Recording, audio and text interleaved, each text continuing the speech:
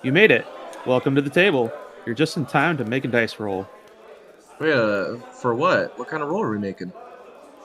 We're trying to figure out how this system works, so we'll be making an investigation check.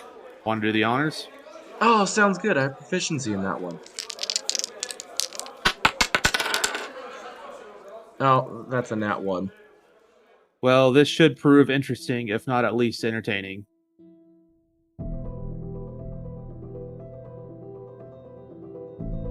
Welcome to the Nat One Nerds podcast.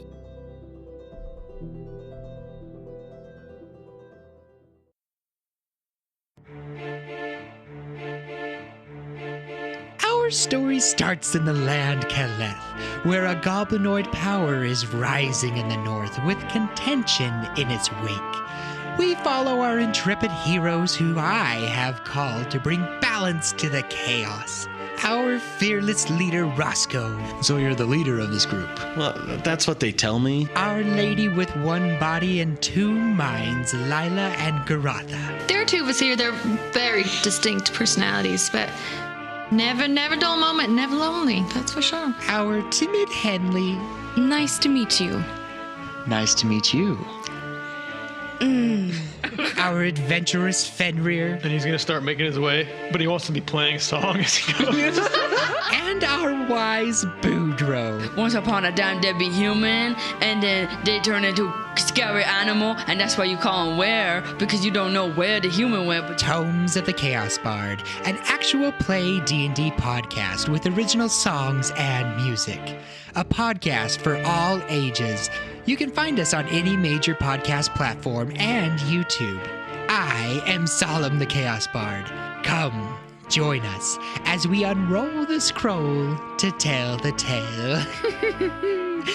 Bye! Welcome back to the table, everyone. This is another episode of the Nat One Nerds podcast, but it's a little bit different today because neither Parker or Brandon are here hosting this episode. It's me, Savannah, and I actually have a guest with me. It is my sister-in-law, Morgan. Morgan, say hello to the podcast. Hello, podcast. So, Morgan is here today because we have been discussing kind of what it's like to be a new player in D&D, because Morgan got to experience, like, half a campaign. Yeah. Yeah. In D&D as a first-time player. So off the podcast, we've been kind of discussing the experience and things that we wish would have been done differently and things that we enjoyed. Because even though, Morgan, you're brand new, I wouldn't necessarily say I'm like a veteran. You're not seasoned. I'm like, I'm okay. At least you know what dice to roll. Yeah. You still don't have to ask which ones to roll every time. I'm not Brandon and Parker that are like, let me make a whole story. Yeah, that's fair. So, that's really all this episode is going to be. So, Morgan, would you mind sharing kind of your experience? Yeah. I mean, I've done a couple one-shots. I did like one or two one-shots before the like half a campaign that we did. We played one too. Yeah. Because Parker wanted me to play D&D for a really long time. Yes. And I never wanted to do it. And I think it's just because I just always viewed it as this, like, massive commitment thing. And I think it's because I saw how into it Parker was, and I'm like, I don't have the time to do it. And now that I realize, I'm like, oh no, that's just Parker's special interest. Like, so I told him, I'm like, I would be willing to do a one-shot, just to, like, see how it is. Like, I could pick a day and spend 3-4 hours if it's planned, right? And the one shot was really fun. We had like a good group of friends doing it. I brought a friend with me to do it that I knew, so it wasn't just like all of Parker's friends who were really seasoned in D&D and didn't make me nervous. Like, don't get me wrong, my friend's very good at D&D. She knows a lot, but at least I knew her, and so I was like, like, not that I'm not comfortable with Parker, because I am, but he's DMing, so it's like a little different. Yeah. So the one shot went really well. So it got to a point where I was like, okay, if you did it and Savannah was a part of it, like, I'd be willing to give it a try. I was like, would do a shorter first time campaign than like it, because you have groups that are like 3 years deep of a camp. Yeah. I'm like, I can't. Yeah, Parker. I can't do that. Parker and I used to play in a group where that was the case. Like, Yeah. we played a campaign for, like, a year and a half. Yeah. When I joined. Yeah. Like, they had been playing before that. Right. But when I joined, we played for, like, a year and a half Yeah. before we decided that we were all kind of, like, done and ready to move on. Yeah. But yeah, so then recently, well, not super recently now, it's been a few months. But we created a group of me, Morgan, and some of Parker's friends. And that was kind of your, like, first full, like, more than one experience. Yeah, I liked it. I definitely learned, like, the pros and cons. Like, some things that Parker had shared with me about, like, D&D groups and stuff, I'm like, oh, this is what he's referring to, like, and I think this is a lot of, like, games, like, whether it's video games, TTRPGs, whatever, you really gotta find the right people. Like, mixing a group of people really comes in handy. Yeah.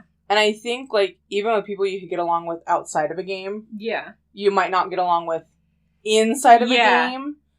With no, like, bad blood or anything. No. But just personalities in the game just don't mix well. Yeah. I started to understand scheduling conflicts. Which I felt like I pretty much understood, but then when I was living it, I'm like, ugh, this is kind of annoying. Like, whether it was on my side or, like, someone else's side or whatever. Because, like, if you miss... Like, obviously life happens. Yeah. So, if you miss a session and then your DM, your group does it anyway... You could potentially miss a lot. Yeah. Like, a lot of stuff happening. Yeah, that was a problem, at least for me, with this last campaign, was not one podcast, you know, but we've got a little one, and for whatever reason, when we were playing the campaign, he would go about maybe half. Be totally fine. It was always totally the second half. And it was always the second half that I would have to, like, leave and take care of him. He'd probably be all right now. Yeah. He's more independent. Yeah. But I was missing, like, half of every session. And so my character and me as the, like, player became kind of disconnected from the group. Yeah, which is hard because I was doing my best to keep you up to date. But, like, I had no idea what I was doing either. Not that I felt pressured by you to keep you up to date, but I just was like, oh, wait.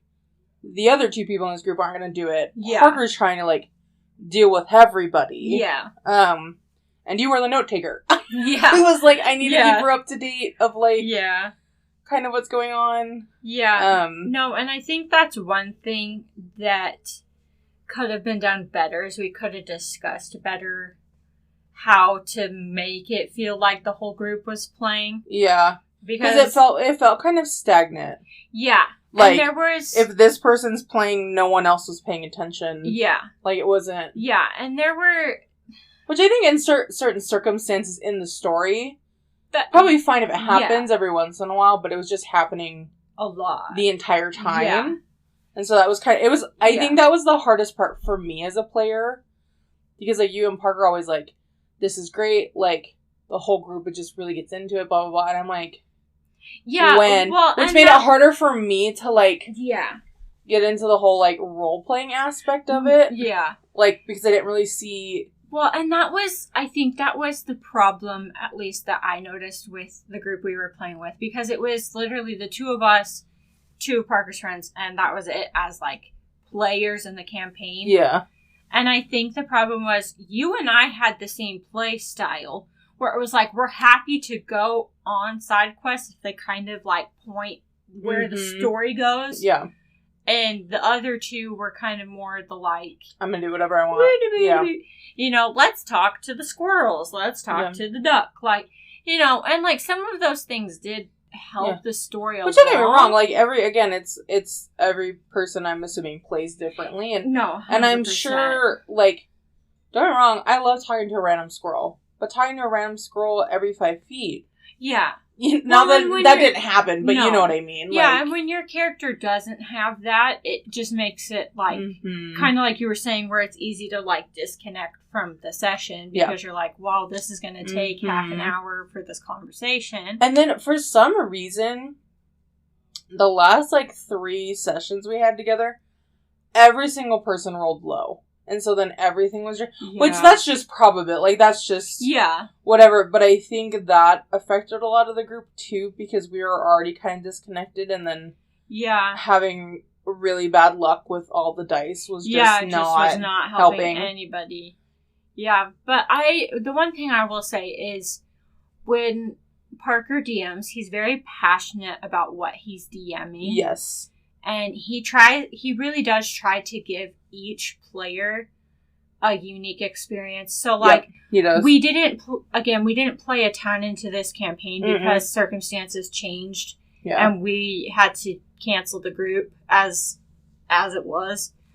But Morgan's character got to have a really, really cool experience that nobody else in the group got to have. Yeah. With your whole starry... Protecting the wolf. Yeah. Yeah. That turned into, like, an ancient god. Yeah, the god and of I the got, hunt or whatever. Like a blessing from above. Yeah. Yeah, that was cool. Yeah. But that is one thing that in every campaign I've played with Parker, he does really try and do that. Yeah. But I think the biggest thing, because again, I still consider myself kind of a new player. Mm-hmm. And there are two things that I wish we would have done with the Slash group that I think would have helped. Which I think we did to a certain degree, but it would have been nice to, like, do it again after a couple sessions. Was like the session, we call it the session 0. And like expectations. Yeah, and like vibe check kind of a thing. Yeah, here's kind of what I would like to get from the story. You know, vibe check the group, make sure it's going to flow, you know, have everybody get to know the people that they're playing with. Yeah. Before playing.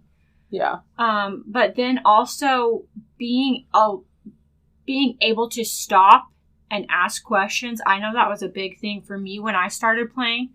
Was I was the only girl in a group of guys playing, which they had never played with a girl because all of their wives were like, "Peace out at your hobby, see ya." Yeah, yeah. You know, but then when I got engaged to Parker, they invited me to play, and they're like, "Wait, she wants to play?" Yeah. You know, and so, but they were willing to stop and answer questions and explain. And I feel like when that took place, like, because you would ask questions and I was happy to stop it, you know.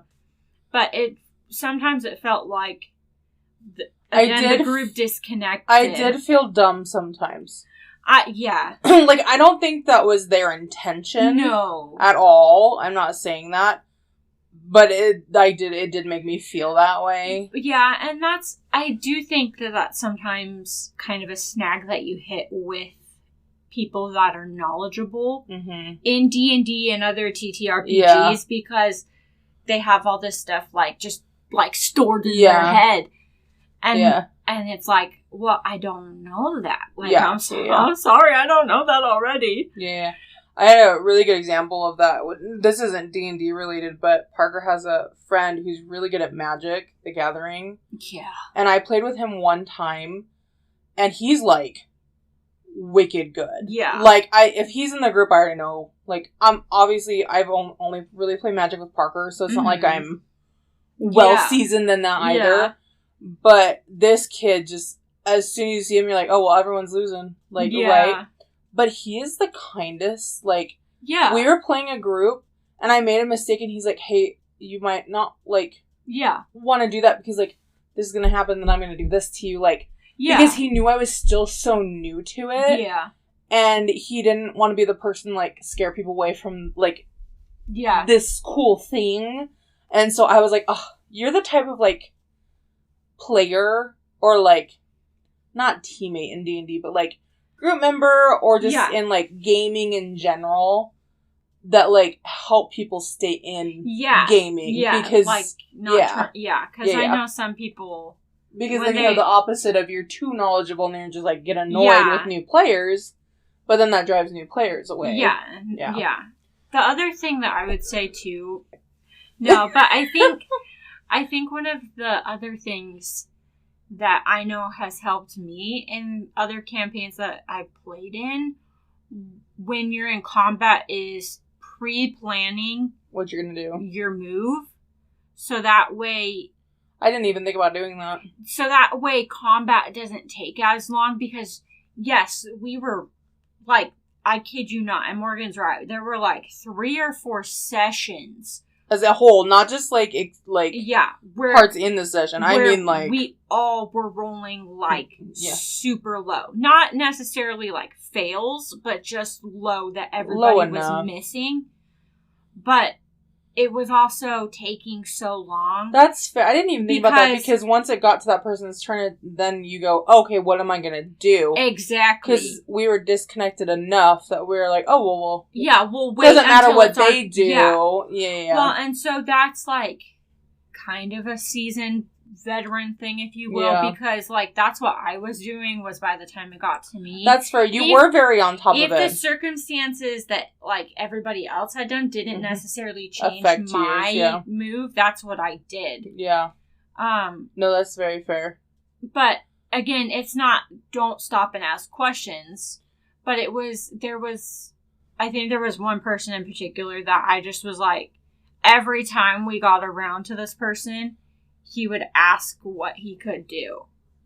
Yeah. And then it was spending time talking through his entire character sheet and like realizing he didn't have the right spells and all of this and that and and so which I know he was newer to D&D too. Yeah.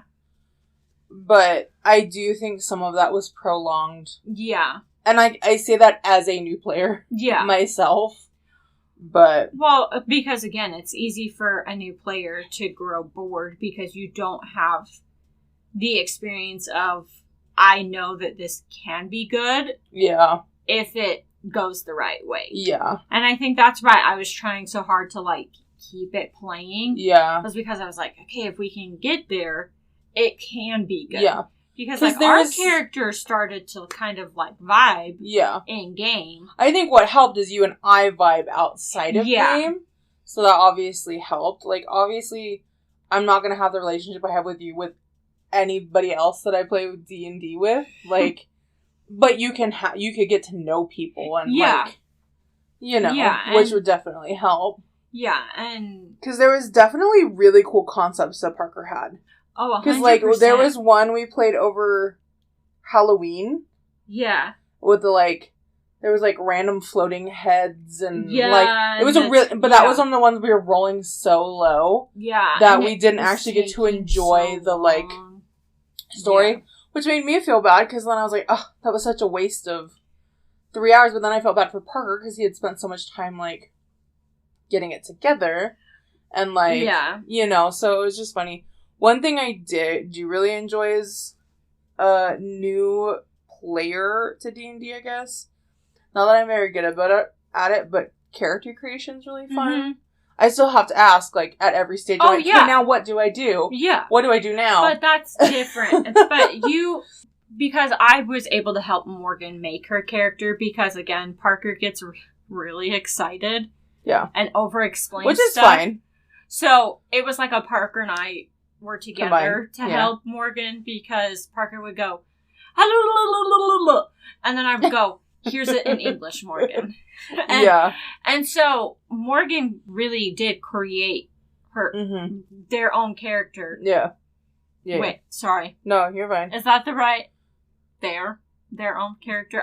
I'm thinking. Well, not referring to me. No, her. Okay, I was like, me. That was referring to me. So mine. Her. Yeah. Yes. What? Sorry. Sorry. The character I made was a non-binary person, so they went by they them pronouns. I, as a player, had never had that experience before. Which, honestly, I wouldn't be opposed to doing it again. Yeah. And getting to a place where like that was. Mm-hmm. Really played into the game. Yeah. It was fun to play. But yeah, no, Morgan came up with her own backstory for the character, and it was a really cool backstory for her first character. Well, and Parker was saying, because Parker's been talking about starting a new potential campaign. Yes. Which he so graciously let me invite one of my other friends. Which she played in that one shot. That one shot, yeah. Which you've met her before. Yeah, I've met maybe her briefly, like 2 yeah. or 3 times. Not that she really remembers who I am, but no, that's fair. But I get along with her really well, and like different things that she'll be helpful. But she's kind of the same way of like yes, you're new to this, so like you have questions, let's like get it, but also like I'm gonna help teach you like how to make the game flow better and like and different things like that. So I think that'll be helpful. Yeah, and I think that's something we could have done better. Yeah. In our group. And the thing is I think it had been a while since you and Parker had started a new group. Yeah. And so I think there was going to be some kinks anyway. Yeah. Do I think it was going to end up getting canceled? Not really, but I think there was lots of circumstances that led to that. Well, and I do think that we are mourning the loss of our people because Brandon and Afton had to move. Because that's who our group was. It was me, Brandon Afton, one of the other guys that played in our group. Right.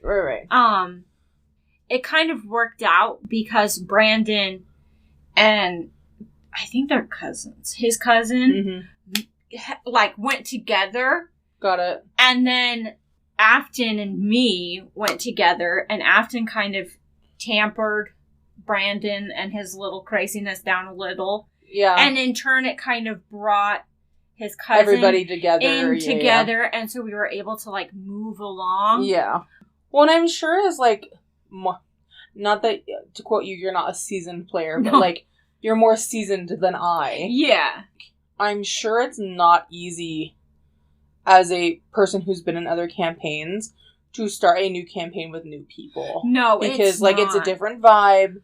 It's a different, like... Yeah. What is everybody going to be? What's everybody's playing style? Like, you have to like, you're starting from zero. Well, and that was one thing that I had a hard time with was a while ago, and I would never do this again.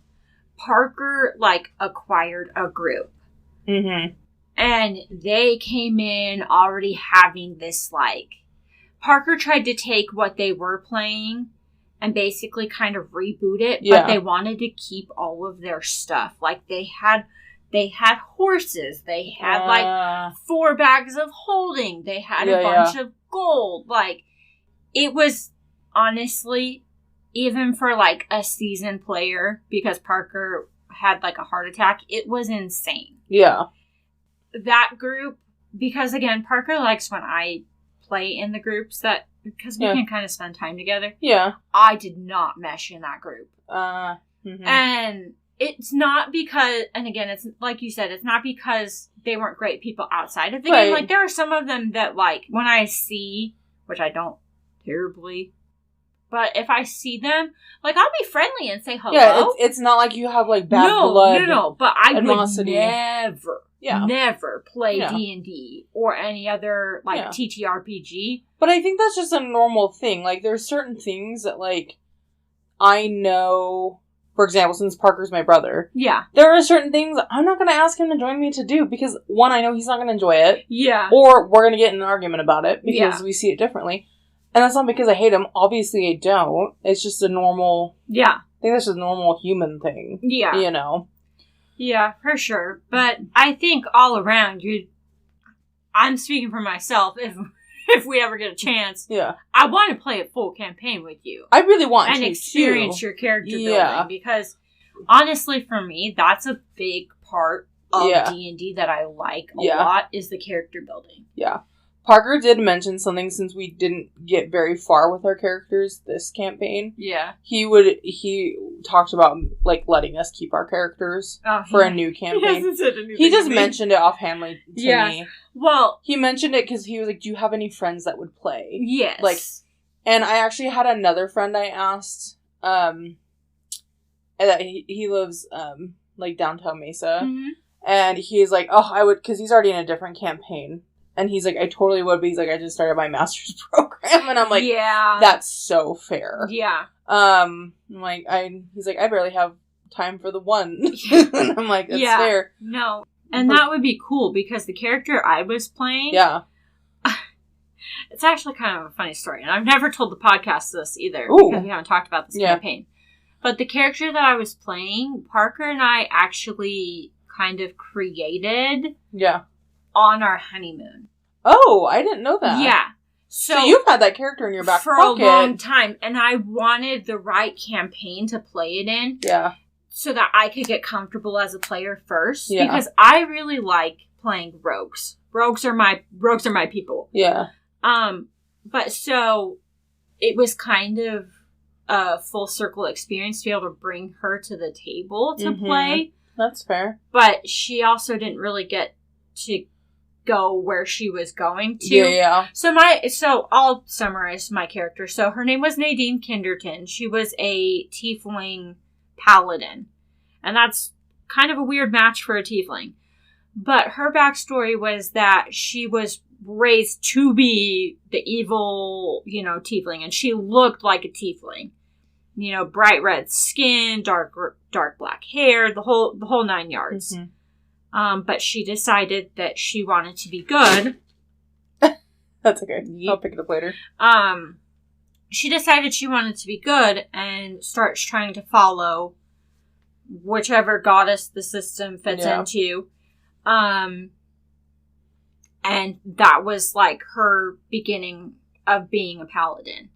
And yeah, I came up kind of with that story on our honeymoon, and Parker kind of helped develop it. Okay. And then he helped kind of make the stats, kind of like he did with you. Yeah. And brought it to the table. Yeah. And so I would love, and I think we've kind of talked about it, but I would love to bring that back. So that way we can get a full circle story, because those are some of the best stories. Yeah. And like when you get a group that does really, really like mesh, jive, you can have some emotional moments. Like Parker said that he's even on like for the podcast, because I know him and Brandon have like been featured on other like one shots and stuff. He's like, even sometimes I've like sat there crying through roleplay because it's just so like touching. And that's what I was gonna say was in one of the last campaigns that I played in, my character accidentally ended up killing Parker's character. And it became a really big thing for my character. Yeah. And her development and everything like that. And I almost cried because I was like, because when you really get into a campaign and a character, you play less like yourself and more like that and person. more like them. Yeah. And that's what it was. It wasn't Savannah's crying because she killed Parker's character and he's gonna be mad that he died. Yeah. And he wasn't at all. Like, he totally understood the situation. But I was like, my character was crying. Yeah.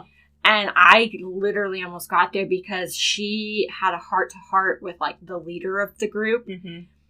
And it, like, everybody was, like, it was one of those that, like, everybody is watching. They're not, there were no phones. Nobody was, like, it was silent. Yeah.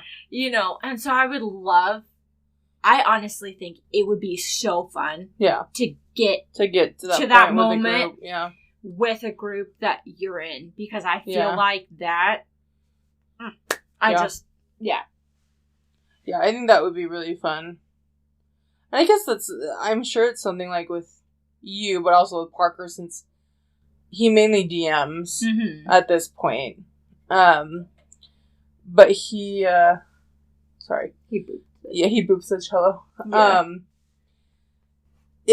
I'm sure from each campaign, whether good or bad or indifferent, like, you're like, oh, this is what worked, this is what didn't work. So, like, this is what we're going to do differently in this one. And I think what was hard with the other group, too, is there was somebody in that group that made me uncomfortable in certain ways. And so the character I was playing played into that. Yeah. And so I was like, there's no way I could, like, be genuine. Yeah. To where I'd want to be with this character because of that other player, like, and their beliefs, whether right, wrong, or indifferent, and so I think that was a big hiccup for me too, because I did, like, my character started to, like, shape up, but, like, I felt like would only be able to go so far. Yeah. With, like, my background and everything and that was, because of that. Well, but that was where I started to really enjoy your character, is you would... And I feel like most new players do this, but, like, once a session is over and, like, their character made a decision, you're always like, well, that fits in with this and my backstory. Yeah. You know, you were trying to tie it to your character and make your character more 3D. And I think when I first played, I was like, 2D, it's a paper. Like, you know, it's like a paper. You know, but like I never had experienced the full circle moment. Yeah. But yeah, I think it'll be good. And that is, we talk about this a lot on That One Nerds, is the session 0, I think, is going to be key in any next group we start, because while I met your friend that, like, if we do end up playing, she doesn't know anything about me. Yeah. I don't really know anything about her, you know, besides y'all are friends and I like you. So I am the common denominator. You know, but it's like, well, you like her and, you know, you two vibe. Yeah. So it's obviously like, okay, well, if you two vibe, I know we vibe. So there's a pretty good high chance that if we get in the right environment, we'll vibe and it'll be really great. Yeah. Because that's another thing too. Outside of Afton, I personally have never really played with any other women or girls ever. Yeah. And so that'll be a unique experience for everybody involved. I think that will be really fun. Which I think could be super fun. Yeah. Or just make like a whole Valkyries campaign of just... Can you imagine we just get a whole girl group and Parker's just DMing? That would be... Honestly, I wouldn't hate that. I think that would be a really fun experience for us, but I also think it would be an interesting experience for Parker. Yeah. Like, just as a DM. Well, and Parker... One thing that I like about Parker is he does like to kind of explore playing the other side. Yes. So, like, a lot of players that you meet in D&D will only play their gender. Yeah. But Parker sometimes will play the other gender. Yeah. Which is unique. But, he's never played in, like, an all-girls group, which a lot of DMs do this, too, and Parker was trying to do this in our campaign. They make an NPC that plays with the group. Yeah. So they get to kind play of play D&D while still being able to tell the story. Yeah. And I'm kind of sad that we didn't get to experience that a little bit more. That's fair. Because the whole motive of Parker's character was to kind of flirt with mine, which I like. But I kind of like, and that's the thing too, is talking in session 0 about some things that you like from, you know, like fantasy books or what you read, and you know, and so Parker and I have had that conversation too, where I'm like, I kind of like the idea of a romance if it fits naturally into the story, and so he was trying to create that in the story, which, I mean, I love that for me. Nobody else like that, because... I mean, you just like flirting with your husband. Yeah. But it was funny because anytime we would, Morgan would be like, what? And sometimes we'd let it be in character, so you just hear Morgan's character from, like, across, like, the hall. The hall just going, what? But, yeah, so, I mean, overall, you would be willing to give it another shot. Oh, for sure. So... I think I would really enjoy, like, trying to play a campaign. Yeah. Like, in its entirety. Or at least more than, like, what we did in the last campaign. Yeah, for sure. Yeah. Well, I think that's pretty much it. That was a good discussion. I do have to go home and get my son to bed because it's late. That's fair. So, thanks for having me. Yeah, Morgan, thanks for joining me today on the Nat One Nerds podcast. Welcome. And maybe, I don't know, maybe I'll do this more where it's just me and I kick the guys off the podcast. I mean, I'm down anytime. But we do have some other episodes that hopefully will be coming soon. Because Parker and I ourselves have been kind of exploring different TTRPGs, and I got a solo RPG a journaling one that's actually kind of fun that you do completely by yourself. So I'm exploring that one a little bit more before I jump into a discussion on that. But yeah, thank you guys for listening to this episode, and happy rolling!